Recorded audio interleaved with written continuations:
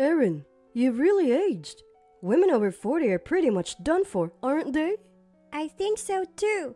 Compared to the moms of other kids in my class, she's the oldest, and it's embarrassing. Yeah, I get it. Mom doesn't need to come to school events anymore.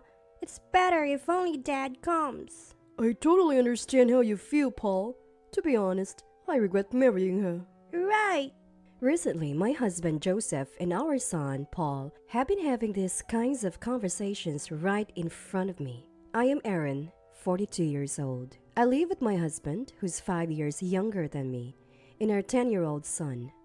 Joseph works for a cosmetics company. Both my parents have passed away, but Joseph's are still alive. Joseph's brother and his family live with his parents. They have 5 kids, so his parents are too busy with their grandchildren to pay much attention to us. In a way, it's easier than them meddling too much, so I don't really mind.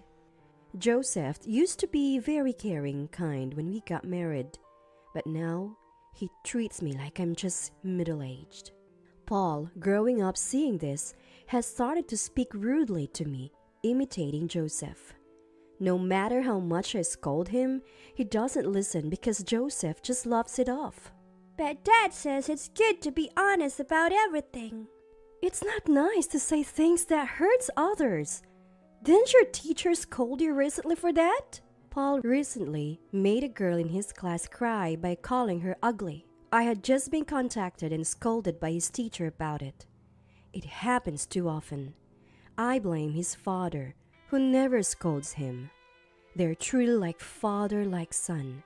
But Paul is only 10.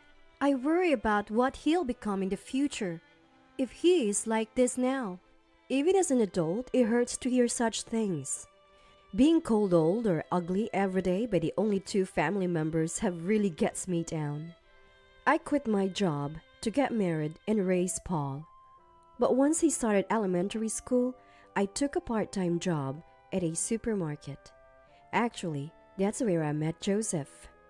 We started talking after seeing each other there a few times, and that led to dating and then marriage. I used to be a full-time employee at the main branch of the supermarket, but now I work part-time at a branch within walking distance from our home. Lately, I've been working weekends too, and the manager is happy about it. Are you sure it's okay? What about your husband and son? It's a big help that you can work on weekends. Yes, my husband takes care of our son. Your husband sounds great. That's the usual response when I say that. Indeed, Joseph often takes Paul out on weekends. But it's more like they're treating me as a nuisance than looking after him. Erin doesn't need to come with us. Yeah, it's more fun just with Dad. It'd be embarrassing if people thought Erin was part of the family. I don't want people to think my mom is someone as ugly as her. That's what they say about me. So he's far from a good husband. If you give me more allowance, I might go out with you, Paul sometimes says. That must be Joseph's influence. I already give you a monthly allowance. It's not nearly enough. Telling him to spend it more wisely doesn't help. He almost always spends it all on the same day he gets it. It goes on snacks and games, just frivolous things. An ugly woman should stay home alone. It's Mom's fault. She doesn't give me enough allowance. Saying that, Joseph and Paul left again today.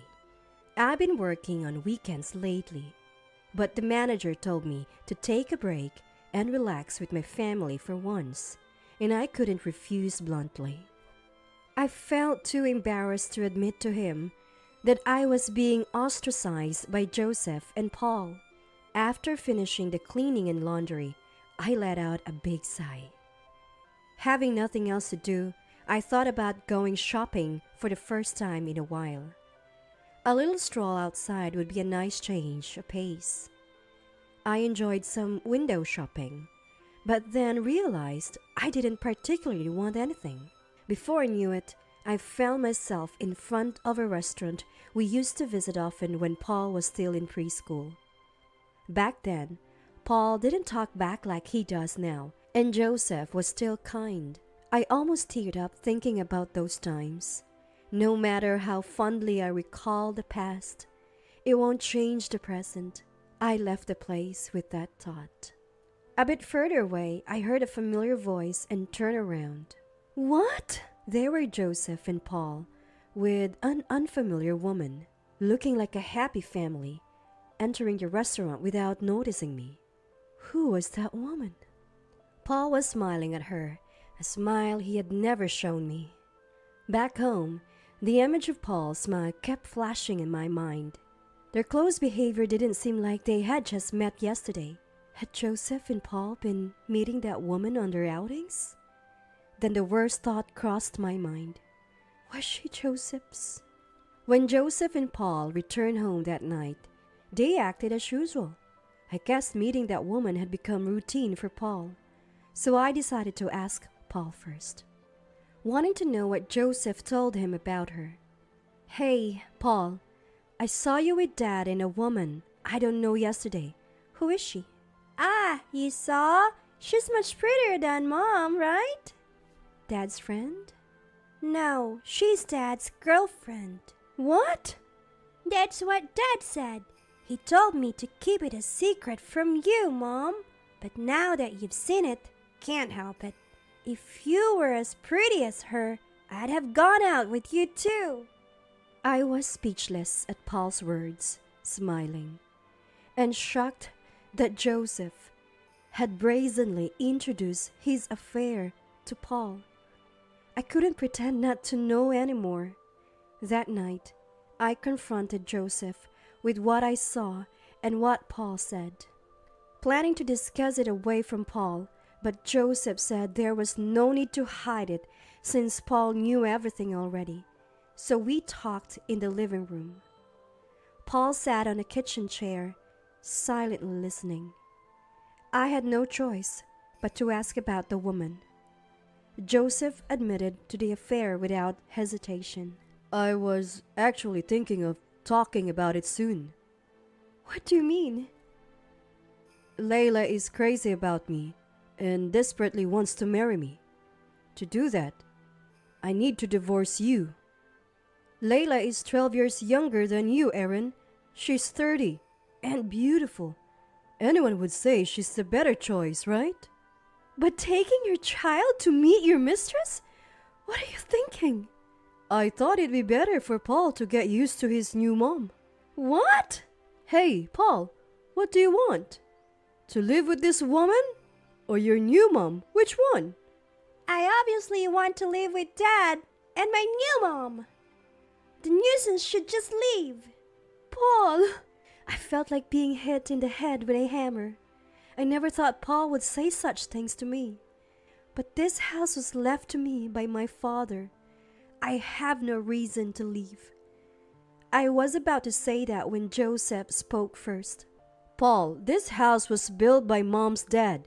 So if we divorce, we won't live here anymore. Is that so? But Paul, do you want to live here? In this old-fashioned shack? What will we do then? We have the new mom's house. We can live in that beautiful apartment? That's right. That will be better for Paul, wouldn't it? Of course. So old Mom and the old house, we don't need them anymore. You got it, Paul, just like my son. Joseph's mistress had apparently lost her parents too, but she owned a beauty salon with her inheritance and was quite well off.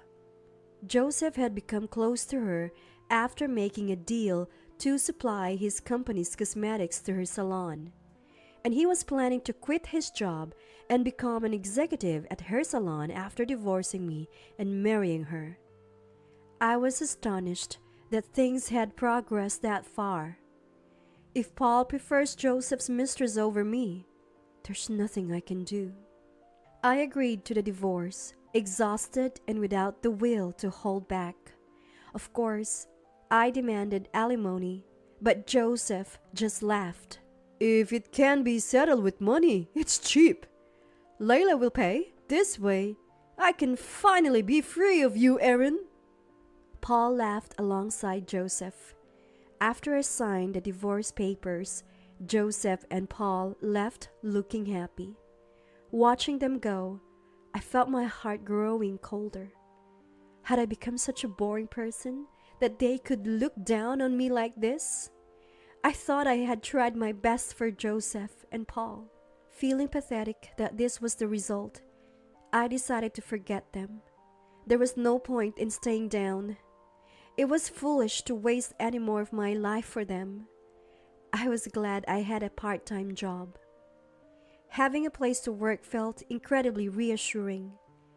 And 3 months after the divorce, I was offered a full-time position. I was so happy. Discarded like trash by Joseph and Paul, finding a place that recognized and needed me was a relief. I decided to work hard and live my life seriously. 5 years passed, and one day, my doorbell rang insistently. When I rushed to answer, 2 shabby men were standing there. At first, I thought they were beggars, but who would beg at someone's house these days? Then the younger man said, "Mom, I've missed you. Who are you?" "It's me, Paul." "I've missed you too, Aaron." It was Joseph and Paul. They had become thin, haggard, and unkempt, completely different from 5 years ago. Paul, who was 10 then, was now 15, a 9th grader. Teenagers grow fast. I wouldn't have recognized him under normal circumstances, but why were they here now, looking like this? "The house has really changed. It's so impressive now. Aaron, where did you hide all this money?" "That's none of your business." "Hey, let's get back together." "What nonsense are you talking about?" Apparently, they had tried to rely on Joseph's family, but 5 grandchildren, the eldest in college. It was the most financially demanding time for them. They couldn't afford to help and didn't want to be burdened by Joseph and Paul, so they were turned away. "Mom, help me." "What? Who's your mom?" "Mom, don't you recognize me? It's Paul. Have you forgotten your own son?" "Well, I don't know. As I said before, I don't have a son. Did you need something?" "Aaron, are you still holding a grudge about what happened 5 years ago? It's all in the past, isn't it?" "The past?" "Deep down, you wanted us to come back, right? You've been waiting, haven't you?" Hearing this, I realized that I had barely thought of them at all over these 5 years. They had already become strangers to me. "Aren't you happily remarried to that young, wealthy woman?" "Can't you see how far we looked at? That's not the case." Even if he said that, it was none of my concern. I had no interest in their appearance or situation. Then, perhaps seeking sympathy, Joseph began to cry and talk. He explained how Lila's beauty salon had gone bankrupt in its 3rd year, how they were being sued because they've taken high payments for treatments in advance, and how there were unpaid wages and lawsuits from former employees. He kept talking, unasked. Layla was working nights, but blamed Joseph for not doing enough sales, forcing him to work part-time at a grocery store and as a day laborer at construction sites to pay off debts. Paul was burdened with all the household chores, allowed only 1 meal a day, and told to drop out and work. "So what? How is any of that my concern?" "Help us! Layla hasn't been home for a week. All my earnings go to debt payments, and without Layla's income, we have nothing to eat." "I don't care about your problems." "I always preferred you to her. Dad betrayed you, so it's understandable you're angry, but I'm your son." "Aaron, are you betraying me?" "I was just a kid taken away by Dad. Please, Mom, let me stay here. I want to go to high school and I'll use my allowance wisely." "Allowance?" To think they expected me to feed them, send Paul to school, and even give him an allowance? And not a single word of apology from either of them? Like father, like son. "I am your son, Mom. You can't abandon me. A mother can't ignore her struggling son." "Paul, you planning to come back here alone?" "Well, Dad's divorced from you, So he's a stranger now, but it's different from me. Do you even know the truth, Paul? The truth? Paul is just like me, a stranger to Aaron. Even if Paul wants to live comfortably here, I won't let him do that. What do you mean? Paul's biological mother had passed away shortly after he was born. For a while, Joseph's parents took care of him, but they couldn't manage with their own young kids. Eventually, they gave up. That's when Joseph, with baby Paul, started coming to our supermarket. I felt sorry for him and ended up marrying him on Paul's first birthday. I thought of Paul as my own son and decided to raise him with care. Initially, Joseph was grateful and helped around the house, and I was glad to be married. But as Paul started elementary school, Joseph stopped helping and started saying, "You're cold to him because he's not your flesh and blood," whenever I scolded Paul for misbehavior. It became harder to scold Paul after hearing that so often, and so Paul became a child who spoke rudely and looked down on others. I tried my best to correct his behavior, but Joseph's tacit approval only made Paul more disrespectful. Moreover, after Paul chose Joseph's mistress over me as his mother, any maternal feelings I had for him had vanished.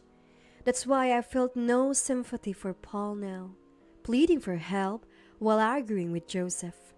I realized I could never be his mother. Maybe we were never that close after all. Some families are close despite not being blood related, but I couldn't be that way. And I didn't want to become his mother again. That was my honest feeling, and there was nothing I could do about it.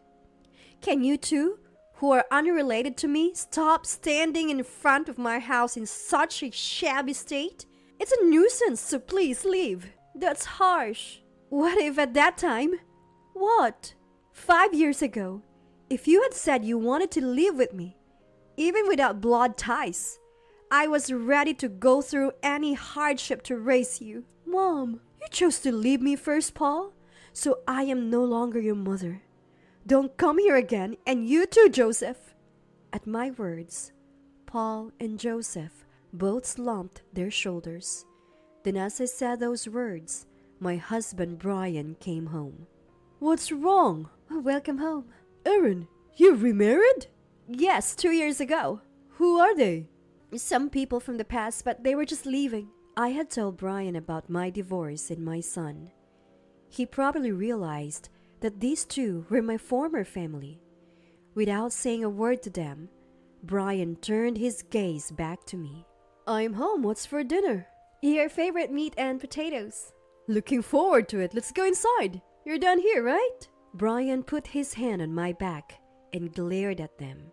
They stood there stunned, but I entered the house with Brian, closing the door behind us. Later, Joseph's wife was arrested for fraud. Apparently, as their business struggled, they pretended to use high-quality cosmetics but actually diluted them with water or switched them to cheap drugstore products, selling them as their own luxury brand. An employee who did not receive his salary filed a complaint.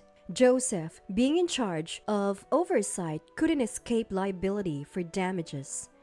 Paul, though he graduated from middle school, didn't go to high school and was working part-time somewhere. Joseph came asking for money, but of course, I turned him down. Brian is a department head at the supermarket's headquarters.